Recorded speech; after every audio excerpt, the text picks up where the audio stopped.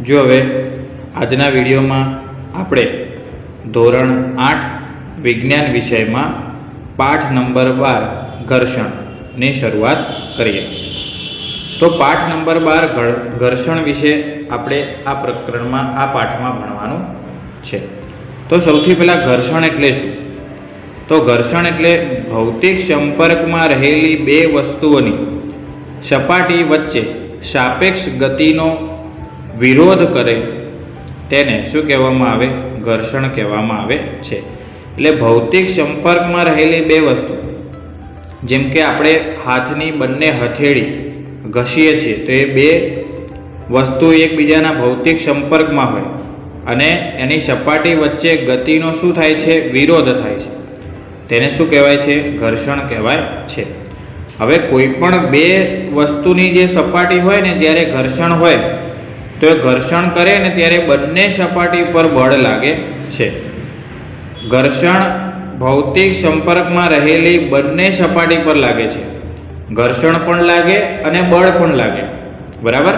कोईपण बे वस्तुनी ज्यारे भौतिक संपर्क में रहेली होय सपाटी तो ए बंनेनी वस्तुनी सपाटी पर शुं लागे छे? घर्षण लागे छे अने बळ पण लागे छे। तो घर्षण बळ हमेशा लगाड़ेला बळनो शुं करे छे? विरोध करे छे। એટલે સપાટી द्वारा जे अथवा तो सपाटी पर जे बळ लागे छे एने शुं कहेवाय? घर्षण बळ कहेवाय। तो घर्षण बळ हमेशा जे बळ लागे छे लगाड़ेला बळनो शुं करे छे? विरोध करे छे। कोईपण वस्तु पर लागता बळनुं मापन शेना वडे करी शकाय छे? स्प्रिंग कांटा वडे करी शकाय छे। कोईपण वस्तु पर ज्यारे बळ लागे तो ए बळनुं मूल्य मापवा माटे शेनो उपयोग करवामां आवे छे? स्प्रिंग कांटानो उपयोग करवामां आवे छे। એટલે स्प्रिंग कांटा वडे कोईपण वस्तुनुं वजन पण आपणे मापी शकीए छीए, बराबर। स्प्रिंग कांटो आवे छे, स्प्रिंग होय छे अने नीचे एक हुक होय छे। हुकमां कोईपण वजनदार वस्तु तमे लटकावो तो स्प्रिंग खेंचाय छे અને સ્પ્રિંગ ખેંચાય એટલે ઉપર એક પ્રકારનું મીટર હોય, એમાં મીટરમાં તમને માપ બતાવે। તો ઘર્ષણનું કારણ શું? ઘર્ષણ શેના ઉપર થાય? આપણને ખબર છે કે આ તો સિમ્પલ લોજિક છે કે ઘર્ષણ એક ખરબચડી સપાટી ઉપર જ થાય। લીસી સપાટી ઉપર ક્યારેય પણ ઘર્ષણ થાય નહીં। લીસી સપાટી પર તો આપણે લપસી જઈએ। તો ઘર્ષણનું કારણ એ સંપર્કમાં રહેલી બે સપાટીઓની સૂક્ષ્મ અનિયમિતતાઓ પર આધાર રાખે છે।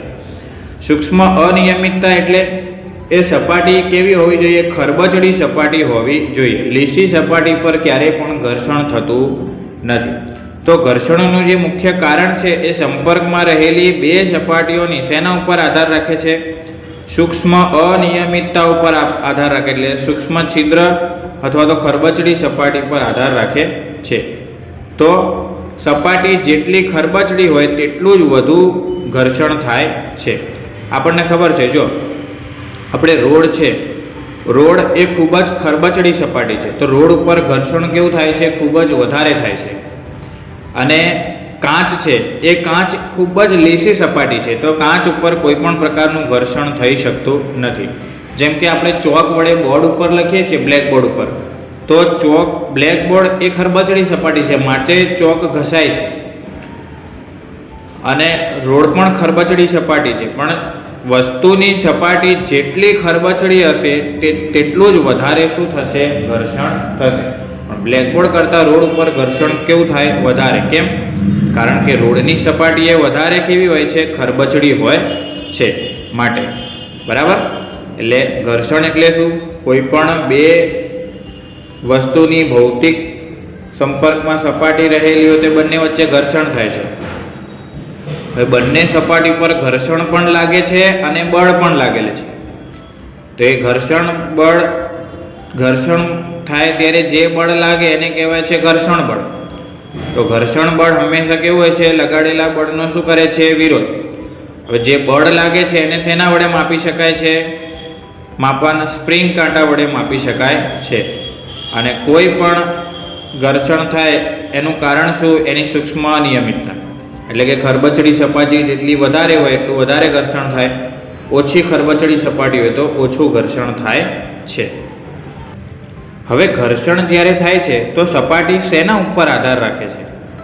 તો કે ઘર્ષણ સંપર્કમાં રહેલી બે સપાટીઓની દ્રવ્યની જાત પર પણ શું રાખે છે? આધાર રાખે છે. કે જે કોઈ પણ બે વસ્તુ પર ઘર્ષણ થાય છે તો એ ઘર્ષણની જે સપાટી છે ને એની દ્રવ્યની જાત કઈ છે? લાકડાનું છે, રબરનું છે, લોખંડ છે, કોન્ક્રીટ છે, એને દ્રવ્યની જાત કહેવાય. તો ઘર્ષણ સંપર્કમાં રહેલી બે સપાટીઓની દ્રવ્યની જાત પર પણ શું રાખે છે? આધાર રાખે છે. દાખલા તરીકે જેમ કે લાકડા પર થતું ઘર્ષણ, લોખંડ પર થતું ઘર્ષણ, કોન્ક્રીટ પર એટલે કે રોડ ઉપર થતું ઘર્ષણ અને રબર વડે થતું ઘર્ષણ વગેરે પર લાગતું ઘર્ષણ એ શું છે? દ્રવ્યની જાત છે. એટલે કોઈ પણ ઘર્ષણ થાય સંપર્કમાં રહેલી સપાટી એ દ્રવ્યની જાત ઉપર પણ આધાર રાખે છે. જો દ્રવ્યની જાત લીસી હોય તો ઓછું ઘર્ષણ થાય અને વધુ ખરબચડી હોય તો વધારે ઘર્ષણ થાય. તો આપેલ સપાટીઓની જોડ માટે ઘર્ષણ આ સપાટીઓના લીસાપણા પર આધાર રાખે છે. વધારે લીસું હોય સપાટી તો ઘર્ષણ પણ કેવું થાય? ઓછું થાય. અને બે સપાટીઓ એકબીજાને કેટલા બળથી દબાવે છે તે બાબત પર ઘર્ષણ આધાર રાખે છે. જેમ કે આ શું લખી દેજો? બે સપાટીઓ એકબીજાને કેટલા બળથી દબાવે છે તે બાબત પર શું રાખે છે આધાર? ઘર્ષણ આધાર રાખે છે. એનો મતલબ શું થાય? ધારો કે આપણે ચોક લઈએ અને બ્લેકબોર્ડ ઉપર ચોક વડે કંઈ લખીએ તો આપણે નોર્મલી જેમ લખતા હોય એ રીતે લખીએ તો ચોક ઉપર દબાણ ઓછું લાગે એટલે ચોક વધારે ઘસાતો નથી. પણ આપણે બળ દઈને તાકાતથી બળ આપીને ચોક બ્લેકબોર્ડ ઉપર આમ ઘસીએ, દબાઈને ચોક ઘસીએ તો ચોક ઝડપથી ઘસાઈ જાય છે. તો એનું કારણ શું? તો કે બે સપાટીઓ એકબીજા ઉપર શું લગાવે? બળ વધારે લગાવે. એટલે વધારે બળથી દબાવે તો ઘર્ષણ પણ કેવું થાય? વધારે જ થાય. અને ઓછા બળથી દબાવે તો ઘર્ષણ પણ કેવું થાય? ઓછું થાય. એટલે બે સપાટીઓ એકબીજાને કેટલા બળથી દબાવે છે તે બાબત પર ઘર્ષણ આધાર રાખે છે. જેમ કે આપણે રસ્તા ઉપર ચાલીએ છીએ, બરાબર? તો રસ્તા ઉપર ચાલતી વખતે આપણે પગ વડે, ચપ્પલ વડે દબાણ વધારે આપીશું તો વધારે આગળ જઈશું અને ઓછું આપીશું તો ધીમે ધીમે. આપણે ચાલીએ ત્યારે ઘર્ષણ કેવું લાગે? ઓછું. પણ દોડીએ ને ત્યારે ઘર્ષણ કેવું લાગે છે? વધારે લાગે છે. એટલે બે સપાટીઓ એકબીજાને કેટલા બળથી દબાવે છે તે બાબત પર પણ ઘર્ષણ શું રાખે છે? આધાર રાખે છે. તો ઘર્ષણ એટલે શું આપણે જોઈ ગયા. તો ઘર્ષણના કેટલાક ફાયદા પણ છે અને કેટલાક ગેરફાયદા પણ છે. તો સૌથી પહેલાં આપણે ઘર્ષણના ફાયદા જોઈશું અને પછી જ એના ગેરફાયદા જોઈશું. હવે આપણે જોઈએ ઘર્ષણના ફાયદા. તો ઘર્ષણના કુલ 3 ફાયદા અહીંયા લખ્યા છે અને ઘર્ષણના ફાયદા અને ગેરફાયદા તમારે મોઢે કરવા પડશે, પરીક્ષામાં પૂછાય છે. તો પહેલું, ઘર્ષણના ફાયદા. ઘર્ષણથી રસ્તા પર સરળતાથી ચાલી શકાય છે. તો જો ઘર્ષણ વડે આપણે રસ્તા ઉપર શું કરી શકીએ છીએ? ચાલી શકીએ છીએ. તો ઘર્ષણથી જ રસ્તા ઉપર સરળતાથી ચાલી શકાય છે. બીજું, ઘર્ષણને લીધે બ્લેકબોર્ડ પર ચોકથી અને પેનથી કે પેન્સિલથી નોટમાં પણ આપણે લખી શકીએ છીએ. ઘર્ષણને લીધે બ્લેકબોર્ડ પર આપણે ચોકથી લખી શકીએ, પેન અને પેન્સિલથી નોટબુકમાં પણ આપણે લખી શકીએ છીએ. તો ચોકથી કે પેનથી કે પેન્સિલથી જે કંઈ પણ તમે લખો છો એ શેના ઉપર આધાર રાખે છે? પૂરેપૂરું ઘર્ષણ ઉપર આધાર રાખે છે. ત્રીજો ફાયદો છે કે ઘર્ષણને લીધે દિવાલમાં ખીલ્લી ઠોકી શકાય છે. જો ઘર્ષણ ન થાય તો દિવાલની અંદર ખીલ્લી જાય નહીં. તો ઘર્ષણને લીધે દિવાલમાં ખીલ્લી ઠોકી શકાય છે. તો આ ઘર્ષણના શું છે? 3 ફાયદા. કે રસ્તા ઉપર સરળતાથી ચાલી શકાય છે, ઘર્ષણને લીધે બ્લેકબોર્ડ પર ચોકથી પેન કે પેન્સિલ વડે નોટમાં લખી શકાય છે અને ઘર્ષણને લીધે દિવાલમાં ખીલ્લી પણ ઠોકી શકાય છે. આ થયા ઘર્ષણના ફાયદા. હવે આપણે જોઈશું ઘર્ષણના ગેરફાયદા. તો નુકસાન. ઘર્ષણથી નુકસાન પણ થાય છે. તો એનો શું છે નુકસાન? ગેરફાયદા કયા છે? પહેલું, ઘર્ષણને લીધે વસ્તુઓ ઘસાઈ જાય છે. હે ને? ઘર્ષણને લીધે વસ્તુઓ શું થઈ જાય? ઘસાઈ જાય. કોઈ પણ બે વસ્તુ વચ્ચે ઘર્ષણ થાય તો એ વસ્તુ શું થાય છે? ઘસાય છે. જેમ કે આપણે ચંપલ પહેરીને ચાલીએ છીએ તો ચપ્પલ શું થાય છે? ઘસાય છે. તો ઘર્ષણને લીધે વસ્તુઓ ઘસાઈ જાય છે. બીજું, મશીનનો ઉપયોગ કરતી વખતે ઘર્ષણને લીધે ઉષ્મા ઉત્પન્ન થાય છે, તેથી થોડી ઉર્જા વેડફાઈ જાય છે. મશીનના કેટલાક ભાગોને પણ શું થાય છે? નુકસાન પહોંચે છે.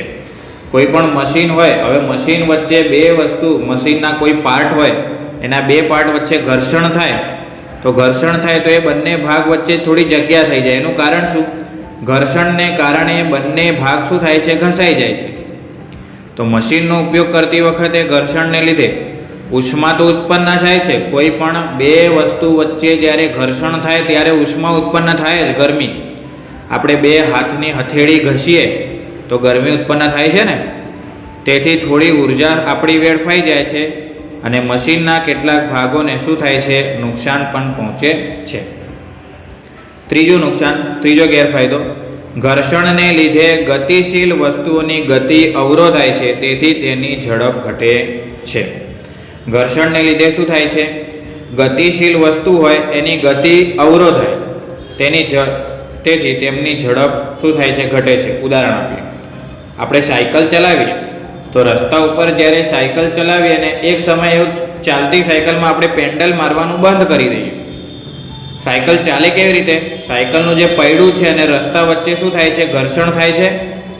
એ ઘર્ષણને કારણે આપણી સાયકલ ચાલે છે, પણ પેન્ડલ મારવાનું આપણે બંધ કરી દઈએ તો અમુક અંતર આગળ જઈને સાયકલ આપણી શું થશે? રોકાઈ જશે. તો એનું કારણ શું? સાયકલની ઝડપ કેમ ઓછી થઈ જાય? કારણ કે સાયકલના ટાયર અને રસ્તા વચ્ચે શું થાય છે? ઘર્ષણ થાય છે. જ્યારે પણ કોઈ બે વસ્તુ વચ્ચે ઘર્ષણ થાય તો ગતિનું શું થાય છે? અવરોધ થાય છે, ગતિ અવરોધાય છે. તેથી ઝડપમાં શું થાય છે? ઘટાડો થાય છે. માટે જ આપણે સાયકલ ચલાવવા માટે વારંવાર પેન્ડલ મારવાની જરૂર પડે છે. પેન્ડલ ના મારી તો એની ઝડપ ઓછી થઈ જાય ઘર્ષણને કારણે, એટલે સાયકલ રોકાઈ જાય. એટલે ઘર્ષણના 3 ફાયદા અને 3 ગેરફાયદા તમારે મોઢે કરવાના. બરાબર? હવે એના પછી આપણે 3 વ્યાખ્યા જોવાની છે. ધ્યાન રાખજો ત્રણેય વ્યાખ્યામાં. પહેલી છે સ્થિત ઘર્ષણ બળ, બીજી છે સરકતું ઘર્ષણ બળ અને ત્રીજું છે લોટણ ઘર્ષણ. તો સ્થિત ઘર્ષણ એટલે શું? તો તમને પહેલા સ્થિત એટલે શું એ કહીએ. કોઈ પદાર્થ સ્થિર અવસ્થામાં હોય અને એના ઉપર બળ લગાડીએ તો એ ગતિમાં આવે. જેમ કે જો ભૌતિક સંપર્કમાં રહેલી વસ્તુ અને કોઈ સપાટીમાંથી વસ્તુને સ્થિર અવસ્થામાંથી ગતિમાં લાવવા માટેનું જરૂરી બળ એ સ્થિત ઘર્ષણ બળનું માપ છે. ધારો કે એક ગાડી ઊભી છે, બરાબર? ગાડી ઊભી હોય ત્યારે કઈ અવસ્થામાં હોય? સ્થિર અવસ્થામાં હોય.